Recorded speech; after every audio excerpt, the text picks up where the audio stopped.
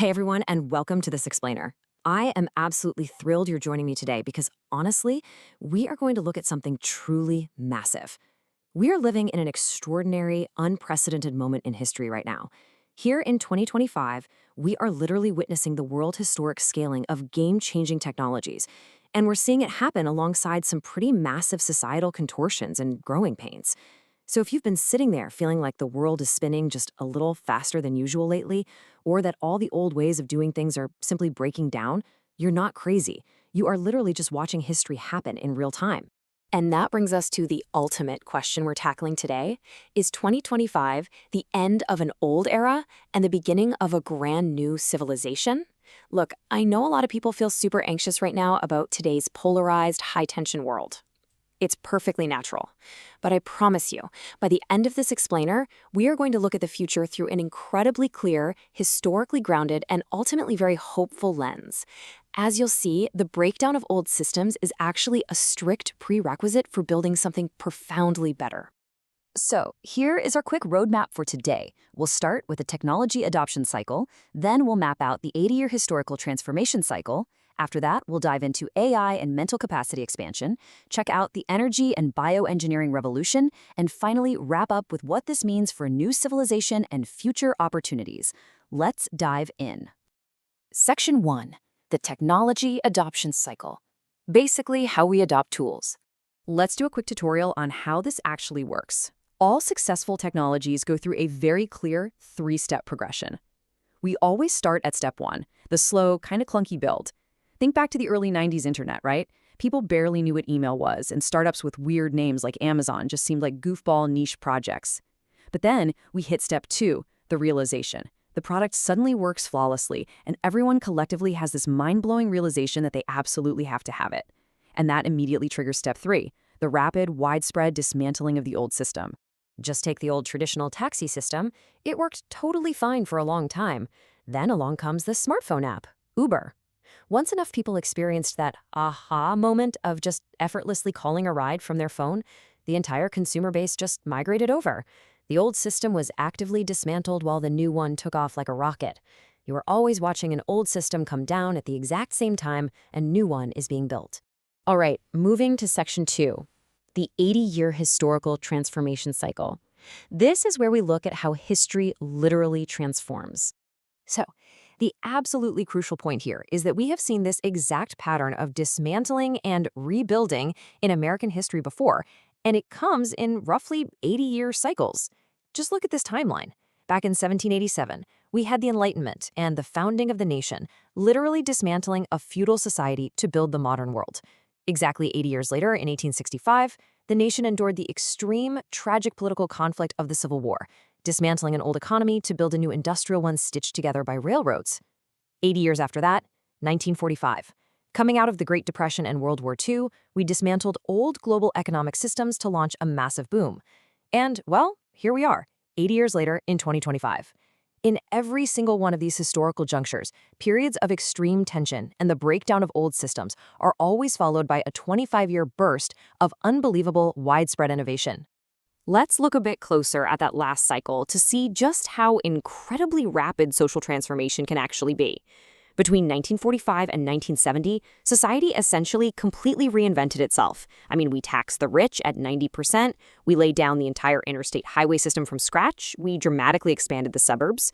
Through the GI Bill, we built massive institutions of higher education for everyday average people, which eventually led to the Great Society. We completely transformed our infrastructure and our education in a mere 25 years. The intense friction of the 1930s and 40s was quite literally the setup for the greatest post-war boom in human history. Which brings us to Section 3, AI and mental capacity expansion, how we are amplifying our minds. We can trace the starting gun of this specific new age right back to November 2022 with the release of ChatGPT 3.5. Now, this wasn't just some cool new app to play around with. This is what we call a complete step change in human abilities. It's just like entering the Bronze Age or the Iron Age. Once you cross this threshold into the age of AI, you simply do not go back. It completely resets how we do absolutely everything. Think about it like this. The steam engine was revolutionary, right? Because it amplified our physical power. It created modern manufacturing and entirely new types of physical jobs that literally didn't exist before. Well, artificial intelligence does the exact same thing, but for our mental power. It's fundamentally changing everyday office tasks right now. We're talking about writing complex code in seconds, instantly analyzing massive, messy spreadsheets, and automating all that mundane admin work nobody wants to do. By allowing human workers to achieve infinitely more with their minds, it is absolutely going to drive the next massive wave of global economic growth. Section 4. The Energy and Bioengineering Revolution. This is how we dismantle the old systems of production. Now, AI requires immense power, right? Fortunately, clean energy is undergoing its own massive revolution, and it's governed by something called Wright's Law. This is basically a mathematical rule of thumb in manufacturing that says every single time we double the production of something, like solar panels, for instance, the cost drops by 20%, and it just keeps getting cheaper and cheaper. This introduces a profound shift that is laying the very foundation for our new civilization. See, in the old model, energy was a commodity. You had to physically dig coal out of the ground or tap oil from a well, which is hard, dirty, expensive work. But in the new model, energy is a technology. We're talking about solar panels and solid-state lithium batteries. And because it is a technology, the forward motion of cost is always going downward. We are rapidly heading toward a future of abundant, incredibly cheap, clean energy to power all this new mental amplification we just talked about. And as if AI and limitless clean energy weren't enough, we are literally taking control of biology itself. Enter CRISPR. This is a breakthrough method that allows us to cheaply and easily edit the genome of any living thing. Let me give you a practical, mind-blowing example of how this radically alters production. We can now take a cell from a cow, place it in a vat, feed it the exact same nutrients that cow would get from eating grass in a field, and grow actual identical cow muscle meat. We're not talking about fake plant-based meat here. This is real meat, grown incredibly efficiently without any of the massive environmental toll of traditional agriculture. To really understand how unbelievably fast this is moving, just consider the math for a second. Back in 2003, it took 15 years and $3 billion to sequence the very first human genome. Today, it costs about $100. That's it. And it's heading toward $50 or even practically zero. We are taking direct control of biological design, vastly expanding human capacity to solve diseases and invent entirely new sustainable materials. It is a total game changer. Finally, Section 5, New Civilization and Future Opportunities, where this is all heading. Seriously, think about what we can build with these technologies. The old 20th century economic system of financial capitalism worked incredibly well for the top 10%, sure, but it often left the other 80 or 90% pretty far behind. It caused incredible societal friction.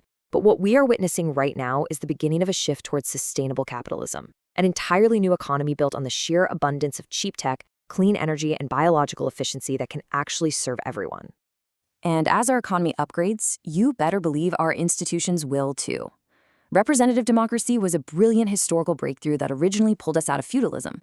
But over the next 25 years, utilizing secure, instantaneous digital technologies, we actually have the opportunity to upgrade to a digital democracy, creating far more responsive and participatory civic systems for everyone. And on an even larger scale, we will likely see a massive shift in how we coordinate globally. Nation-states were a huge leap forward from the empires and colonies of the past. But to manage these powerful global technologies, coordinate climate solutions, and run an interconnected economy of 10 billion people on this planet, we are naturally moving toward new systems of global governance. So we leave off today with this incredibly profound question. How will our future generations shape this new civilization?